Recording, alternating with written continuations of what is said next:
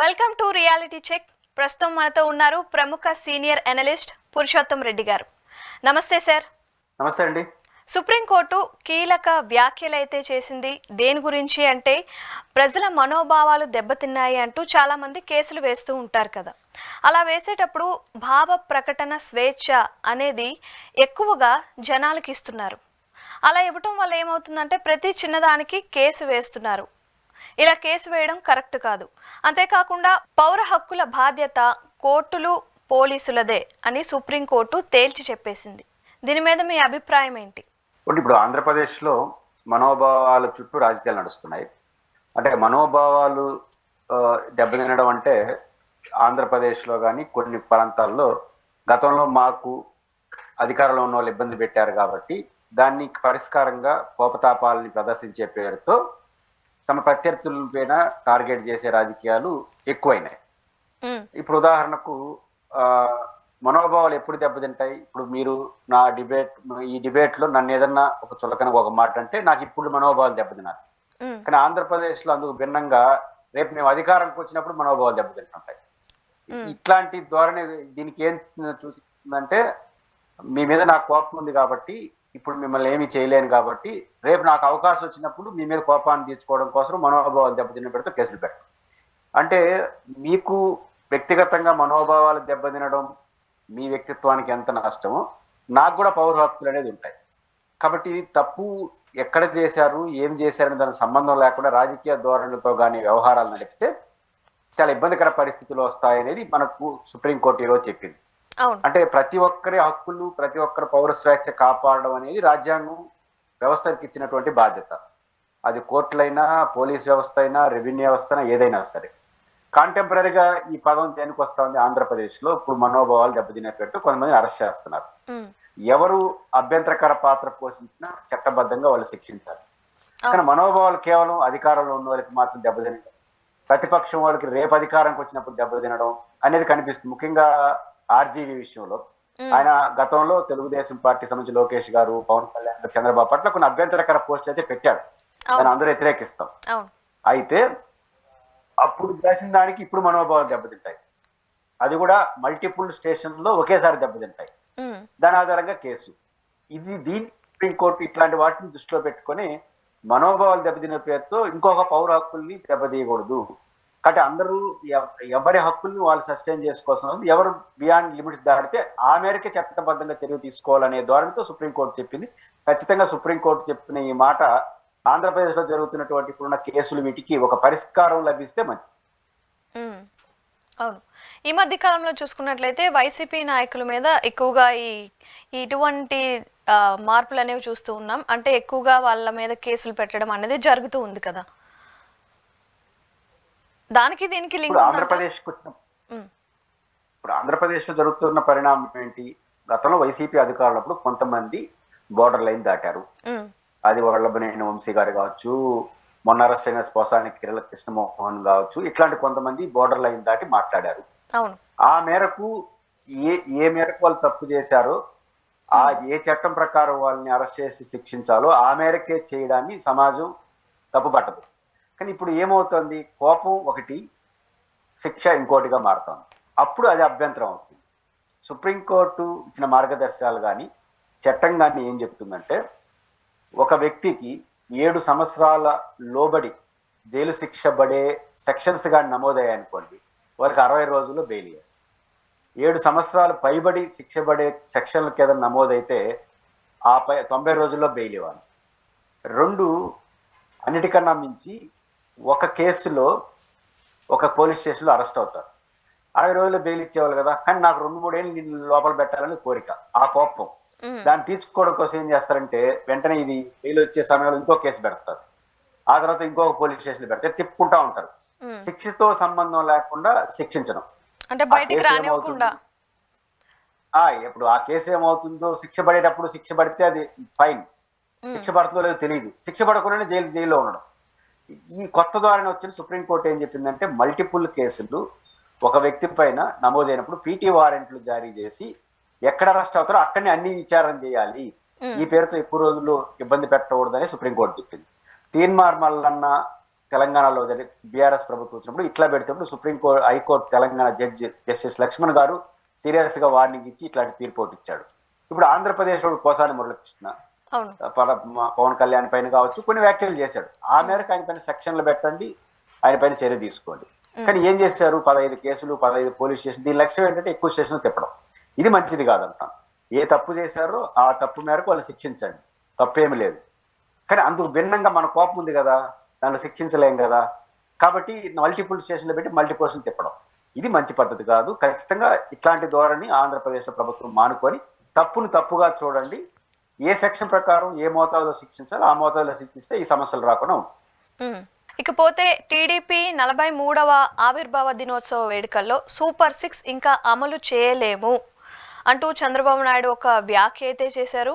ఒకవేళ అమలు చేయలేము అని అనుకున్నట్లయితే మరి ఎన్నికలకు ముందు ఈ హామీలన్నీ ఇచ్చారు, వాటి సంగతి ఏంటి? సూపర్ 6 హామీలు అమలు చేయలేము అని చంద్రబాబు నాయుడు గారు చెప్తే దాన్ని నేను స్వాగతిస్తాను. ఎందుకంటే అది ఆచరణ సాధ్యం కాదు. అయితే మీరన్నట్టు ఎన్నికలప్పుడు ఎందుకు ఇచ్చారు? నేను సూపర్ 6 అమలు కాకపోవడానికి తప్పబడుతుంది, సూపర్ 6 హామీలు ఇవ్వడానికి తప్పబడతాను. ఎందుకంటే మనకున్న బడ్జెట్ ప్రకారం ఆ సూపర్ 6 హామీలు అమలు చేయలేదు.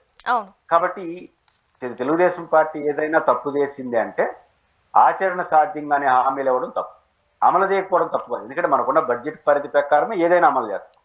కానీ నాకున్న ఆ బడ్జెట్ పరిశీలనిస్తే ఆ బడ్జెట్ పరిశీలన మేరకు ఖచ్చితంగా సూపర్ 6 అనే పథకాలని అమలు చేయడం సాధ్యం. ఇంకా మహా అంటే ఇంకొక 2 పథకాలు తప్ప అన్ని అమలు చేయరు. నిరుద్యోగ వృత్తి, ఆడబిడ్డకు 18 సంవత్సరాలు 1500 రూపాయలు, ఇవి ఇంపాసిబుల్.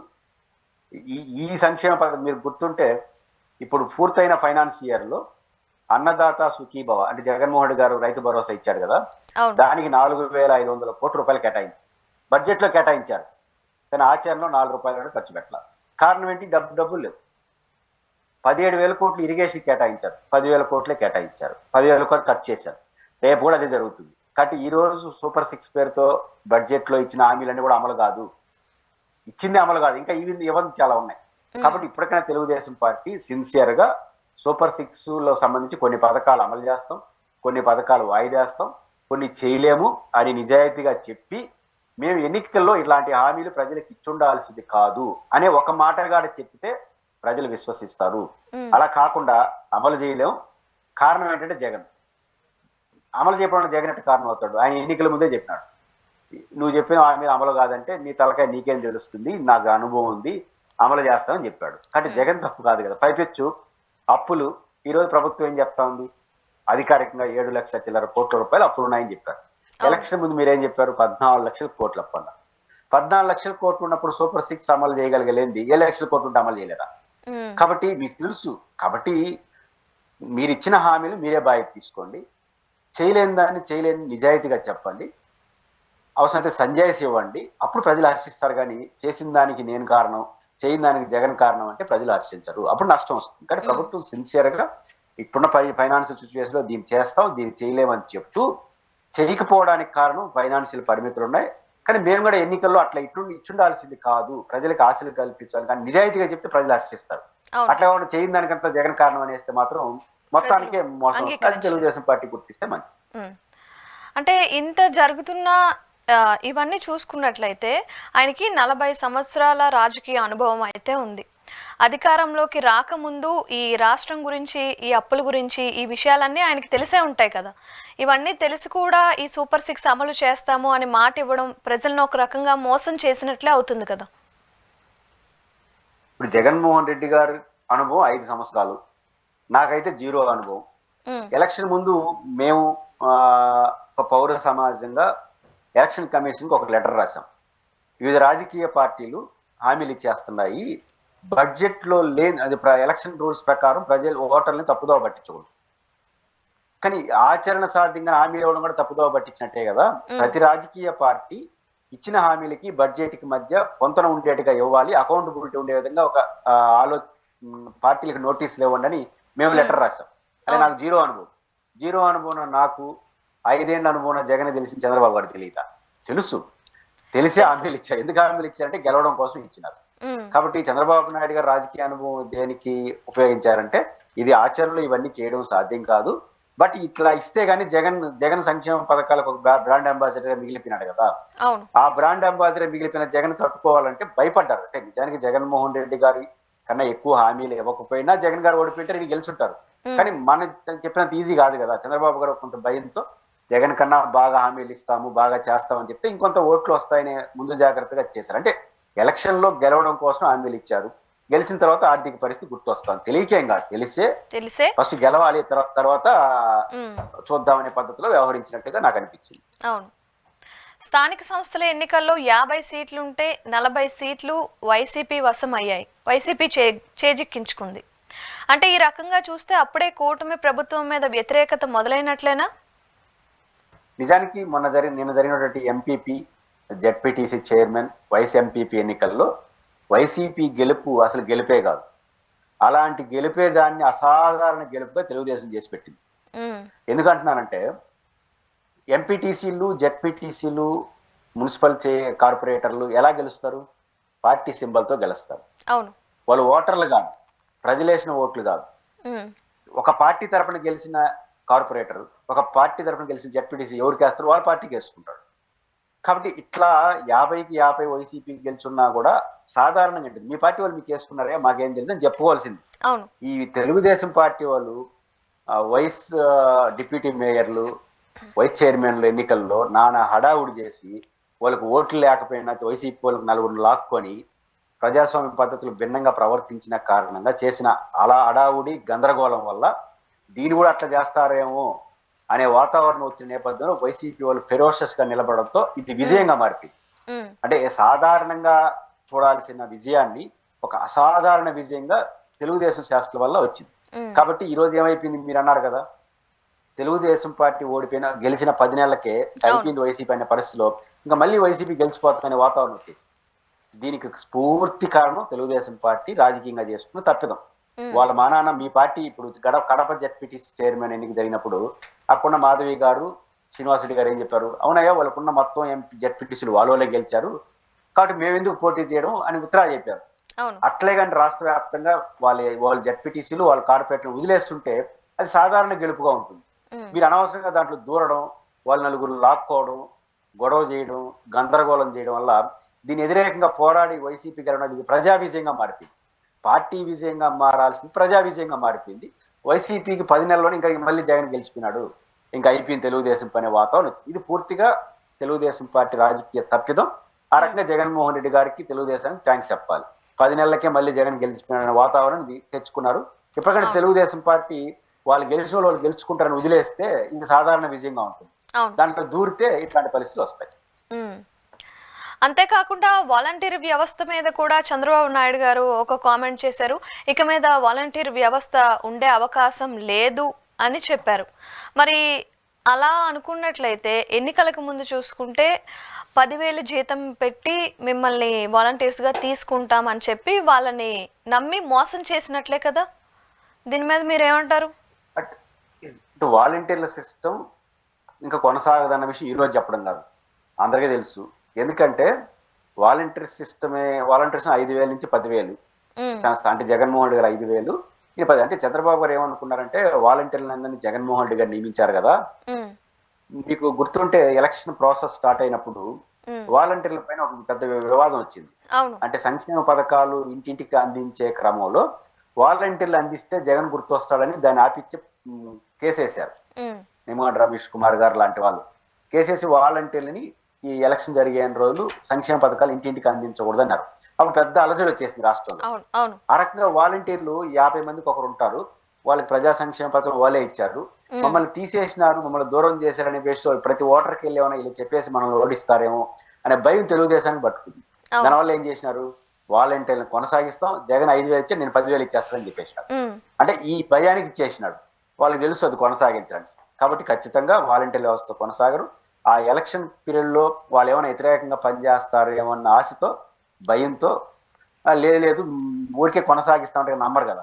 జగన్ 5 ఇచ్చాడు నేను 10 ఇస్తానంటే ఏమో ఇస్తాడేమో అని వాళ్ళు భ్రమపడతారు, ప్రశాంతంగా ఉంటారని ఎలక్షన్లో ఎదుర్కోవడం కోసం ఇచ్చిన హామీ అది కొనసాగదు అని అయితే అందరికీ తెలుసు. ఇప్పుడు స్టార్టింగ్ లో మనం చెప్పినాం, ఇప్పుడు ఆయన చెప్పాడు అంతే. అంటే ఇక్కడ చూసుకున్నట్లయితే ప్రతిదీ అబద్ధపు మాటలే, మోసపూరిత మాటలే. ఇటు వాలంటీర్స్ తీసుకున్నా, అటువైపు సూపర్ 6 తీసుకున్నా అమలు కావు, అమలు చేయలేము అని తెలుసు కూడా వాళ్ళు ఇలానే హామీలు ఇచ్చారు కదా. మరి ఇలా చేయడం కరెక్ట్ కాదు కదా. సుప్రసిద్ధ రాజనీతి వేత్త లాంగ్ బ్యాక్ మాకియావెల్లి అని ఒక రాజనీతి శాస్త్రవేత్త ఉన్నాడు. ఆయన ఇప్పుడు శతాబ్దాల క్రితం చెప్పాడు అనుకుంటారు, ఇప్పుడు ఈ మధ్య కాదు. ఆ రోజుల్లోనే మంచి రాజకీయ నాయకుడు ఎవరు అనే దానికి ఒక డెఫినేషన్ ఇచ్చినాడు. మంచి రాజకీయ నాయకుడు ఎవరని. ఆ డెఫినేషన్ ఏంటో తెలుసా? మంచి రాజకీయ నాయకుడు ఎవడంటే ఎలక్షన్స్ లో విపరీతంగా హామీలు ఇవ్వాలి. ఎట్లా ఉండాలంటే హామీలు, నువ్వు నేను అందరూ ఆ హామీల్లో నాకు కూడా వాటా ఉంది అని మనం అందరూ అనుకోవాలి. మూడో పాయింట్, రేపు అధికారంకి వచ్చిన తర్వాత ఏ హామీ అయినా అమలు కాకపోతే ఇంతటికి ఏ హామీ అమలు కాలేదో గందరగోళంలో మనం ఉండాలి. అన్ని హామీలు ఇచ్చేవాళ్ళు, ఒక హామీ ఇస్తే గుర్తు వస్తుంది కదా, ఎక్కువ హామీలు ఇస్తే ఇంకా ఏది అమలు చేస్తున్నారు, ఏది అమలు చేయగలిగినంత గందరగోళంలో ఉండాలి. ఫైనల్ గా జనం నమ్మాలి వీళ్ళు మంచి రాజకీయ నాయకులని చాలా ఏళ్ల క్రితం మాకియావెల్లి చెప్పి. కాబట్టి రాజకీయ పార్టీలు అది అది ఆ రూట్లో పోతున్నాయి. మనకు ఎన్నికల్లో ఇచ్చే హామీలు అమలు క్రైటీరియా కాదు, జనం నమ్మాలి. ఇది మాకియావెల్లి చెప్పింది. అంటే హామీలు ఇచ్చేటప్పుడు అది అమలు అవుతుందా కాదు ముఖ్యం కాదు, నేను ఇచ్చిన హామీలు జనం నమ్మాలి. నమ్మారు, ఎన్నికలైన తర్వాత మళ్ళీ ఉన్న పరిస్థితిని బట్టి అడ్జస్ట్మెంట్ చేసుకుంటూ పోతారు. కాబట్టి మోసం అనేది రాజకీయాల్లో ఉండదు, నమ్మడం నమ్మకపోవడం. కాబట్టి తెలుగుదేశం పార్టీ చాలా మంది అనొచ్చు, ఈ హామీలు ఇవ్వకుండా ఉంటే తెలుగుదేశం పార్టీ గెలిచి ఉండదా? ఖచ్చితంగా గెలిచి ఉంటుంది. ఏ హామీలు ఇవ్వకుండా గ్రాడ్యుయేట్ ఎన్నికలు గెలవలేదా? ఇప్పుడు కాదు, జగన్మోహన్ రెడ్డి ఉన్నప్పుడు గెలిచారు. వైసీపీకి వ్యతిరేకంగా గాలిసింది, ఆయన గెలిచిపోయినాడు. కానీ మనంత సులభంగా చంద్రబాబు గారికి ఉండదు కదా. మీరు జర్నలిస్ట్ గా, మన అనలిస్ట్ గా గెలిచినా ఓడినా విశ్లేషణ చేసి వెళ్ళిపోతాం, మన పని అయిపోతుంది. కానీ తెలుగుదేశం పార్టీ ఓడిపోయింటే రాజకీయ భవిష్యత్తు ప్రమాదంలో పడు. కానీ ఆయన తెలిసినా కూడా ఎందుకు ఏ రిస్క్ తీసుకోకూడదు అని అన్ని హామీలు ఇచ్చినాడు. అనుకున్నట్టు సాధించారు. కానీ ఇప్పుడు బడ్జెట్ సహకరించదు కాబట్టి చేయగలిగింది చేస్తున్నారు, చేయలేనిది పక్కన పెట్టేస్తారు. అవును. పురుషోత్తం రెడ్డి గారు, ఇప్పుడు తెలుగు రాష్ట్రాల్లో చాలా వైరల్ అవుతున్న వార్త పాస్టర్ ప్రవీణ్ గారిది హత్య లేకపోతే యాక్సిడెంటా అనేది ఎవరికీ తెలియటం లేదు. అయితే ఇంత జరుగుతున్నా కూడా కూటమి ప్రభుత్వం కానీ పవన్ కళ్యాణ్ కానీ దీని మీద ఎందుకు నోరు మెదపటం లేదు? ఇప్పుడు పాస్టర్ గారి హత్య అనేది ఆందోళన కలిగించే అంశం. నిజానికి ఆ జిల్లా ఎస్పీ మంచి ఆఫీసర్, తిరుమల తిరుపతి దేవస్థానంలో CVNSO గారు పనిచేస్తారు. కరెక్ట్ గా ఆయన గుడ్ ఆఫీసర్. ఖచ్చితంగా వారి నాయకత్వంలో అది మంచి చెడ్డలు ఎవరు తప్పు చేసినారు, ఎవరు బాధ్యులు శిక్షిస్తారని ఆశిద్దాం. అయితే ప్రభుత్వం అలజడి లేపినప్పుడు సీరియస్ గా నాకేమి కూటమి లేదా సమ్ XYZ వైసీపీ జనసేన తెలుగుదేశం వీళ్ళకేం దాంట్లో పాత్ర ఉండాల్సిన అవసరం లేదు, ఉండదు కూడా. ఖచ్చితంగా దీంట్లో ప్రభుత్వం అయితే ఏం చేయాలంటే ఇట్లాంటి మత పెద్దలు లాంటి హత్యలు జరిగినప్పుడు, లాంటి ఘటనలు జరిగినప్పుడు, లేకపోతే హత్య లేకపోతే ఇంకోట అనుమానాలు వచ్చినప్పుడు చాలా సీరియస్ గా రియాక్ట్ కావాలి. ఎవరికి అవకాశం ఇవ్వదు. అంటే మతం అనేది చాలా సున్నితమైన విషయం. ఆ మతం సున్నితమైన విషయాలు ఇట్లాంటి జరిగినప్పుడు ప్రజలు భావోద్వేగానికి గురవుతారు. అట్లాంటి అవకాశాలు లేకుండా ప్రభుత్వం సీరియస్ గా ఉండి ఎవరు తప్పు చేసినా వాళ్ళ పట్ల కఠినంగా వ్యవహరించాలి. ఇందులో ఏమి అధికార పార్టీ వాళ్ళ హస్తం ఉండే అవకాశమే లేదు, ఎందుకంటే వాళ్ళకి అవసరం కూడా లేదు. కాబట్టి ప్రభుత్వం సీరియస్గా ఉండాలి. మనకు కేఏ పాల్ గారు ఒక హెచ్చరిక చేశారు. ఆ హెచ్చరిక చాలా సీరియస్ విషయం. ఎందుకంటే మతాలకు సంబంధించి రాజకీయాల్లో ఎంట్రీ కాకూడదు. ఏ పేరుతో కూడా రాజకీయ నాయకులు మతాలని రాజకీయాల్లో ఎంట్రీ కాకుండా రాజకీయాలు వేరు మతం వేరుగా ఉండాలి అని ఏదైతే చెప్పారో రాజకీయ నాయకులు, ముఖ్యంగా పార్టీ అధినేతలు ఏ మతాన్ని ప్రోత్సహించకూడదు, ఏ మతాన్ని కించపడదు. ఆ రకంగా చేసుకొని ఖచ్చితంగా కూటమి ప్రభుత్వం దీనిపైన సీరియస్ గా తీసుకొని, సెన్సిటివ్ పాయింట్ కాబట్టి సీరియస్ యాక్షన్ తీసుకుంటేనే మంచిది. సార్, అదే కాకుండా ఈ బెట్టింగ్ యాప్స్ విషయం కూడా ఒకసారి మాట్లాడుకుందాం. బెట్టింగ్ యాప్స్ గురించి గత వారం రోజుల్లో లేకపోతే 2 వారాల క్రితం విపరీతమైన అలజడి అయితే కలిగింది తెలుగు రాష్ట్రాల్లో. కానీ ఇప్పుడు చూసుకున్నట్లయితే అంతా సద్దుమణిగిపోయింది. అంటే ఇప్పుడు సోషల్ మీడియా తక్కువగా మాట్లాడుతుంది. సోషల్ మీడియా కావచ్చు, మీడియా కావచ్చు, ఒకప్పుడు విపరీతంగా వీటి గురించే న్యూస్లు చేయడం, అంతేకాకుండా పోలీసులు కూడా వాటి మీదే బాగా కాన్సన్ట్రేట్ చేసి కేసులు వేయడం అంతా జరిపారు కదా. మరి ఇప్పుడు ఆ ఊసే లేదెందుకు, అంతా సైలెంట్ అయిపోయింది ఎందుకు? అంటే బెట్టింగ్ యాప్లు బేసిక్ గా హైదరాబాద్ కేంద్రంగానే బయటపడతా ఉంది. ఎందుకంటే మెట్రోపాలిటన్ సిటీ కావడం ఎక్కువ. వీళ్ళు బెట్టింగ్ యాప్లు ఎవరు ప్రమోట్ చేసినారంటే సమాజంలో గుర్తింపు ఉన్నారు. మనం ఇలాంటి వాళ్ళు, మా లాంటి వాళ్ళకి పరిమితమైన గుర్తింపుతో మన మాట పెద్ద హల్చల్ కాదు. యాంకర్లు లేదా సినిమా స్టార్స్ చెప్తే దాన్ని ఆ యాప్లు ముందుకెళ్ళినాయి. కారణాలు ఏమైనా ఆ వాళ్ళు ప్రోత్సహించడము, వీళ్ళు ప్రచారం చేయడం వల్ల యంగ్ జనరేషన్ అవును. కోసం మిడిమిడి జ్ఞానంతో తొందరగా డబ్బులు సంపాదించాలి, తొందరగా ఎదిగిపోవాలనే పేరుతో జీవితాలను పోగొట్టుకున్నారు మిడిల్ క్లాస్. ఖచ్చితంగా ప్రభుత్వాలు దానిపైన ఉత్పాదం మోపాలి. తెలంగాణ ప్రభుత్వం సీరియస్ గా తీసుకుంటుంది. అయితే దీంట్లో సోషల్ మీడియాలో సమ్ ఎక్స్ దొరికిందంటే వాళ్ళ చుట్టూ రాజకీయాలు నడిపేస్తారు. ఇప్పుడు శ్యామల అనే ఆమె సంజాయిషి చెప్పింది, ఉపసంహరించుకుంటానంటుంది, సహకరిస్తా ఉంది. ఒక ఆమెనే ఎక్స్పోజ్ చేశారు. పదుల సంఖ్యలో ఉన్నారు. ఆమె ఒక పార్టీ ప్రతినిధి కాబట్టి ఆమెను ఎక్స్పోజ్ చేసినారు. అవును. ఇది కరెక్ట్ కాదు. ఖచ్చితంగా అందరినీ ఎవరు తప్పు వాళ్ళ పాత్ర ఏంటి, పొరపాటును చేస్తుంటే ఒక రకమైందో, దాంట్లో కుట్రలో భాగస్వామ్యం అంటే ఇంకొక రకంగా చేయాలి. ఖచ్చితంగా సెలబ్రిటీస్ అనేవాళ్ళు మనం ఏ యాడ్లు ప్రచారంలో పెడుతున్నాం ఆ యాడ్లు సమాజానికి హాని చేస్తున్నాయి. ఎందుకంటే సెలబ్రిటీలను సమాజం ఫాలో అవుతుంది కాబట్టి సెలబ్రిటీస్ గా ఉండేవాళ్ళు ఇట్లాంటి ప్రకటనలు చేసేటప్పుడు కేవలం మనకి ఎంత రెమ్యునేషన్ ఇస్తున్నారు అంతవరకే కాదు, సమాజం ఎంత మూల్యం చెల్లించుకుంటా ఉంది అనేది కూడా చూసుకోవాలి.